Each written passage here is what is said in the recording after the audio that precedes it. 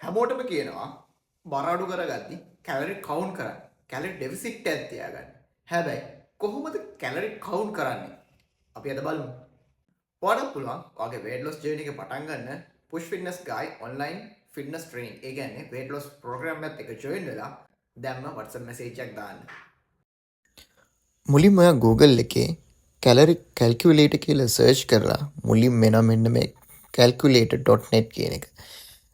ඒ website එකට visit කරපුවහම ඔයාලට මෙන්න මේ වගේ සර්ෆේස් එක බලා ගන්න පුළුවන්. එතකොට age එක ටයිප් කරලා ඔයාගේ උස බර ඒ වගේම තමයි ඔයාගේ ඇක්ටිවිටි ලෙවල් එක. ඒ කියන්නේ ඔයා දවසට සතියකට කොච්චර එක්සර්සයිසස් කරනවද මෙන්න මේ ටික ඉන්පුට් කරාට පස්සේ ඔයාට පුළුවන් කැල්කියුලේට් දෙන්න.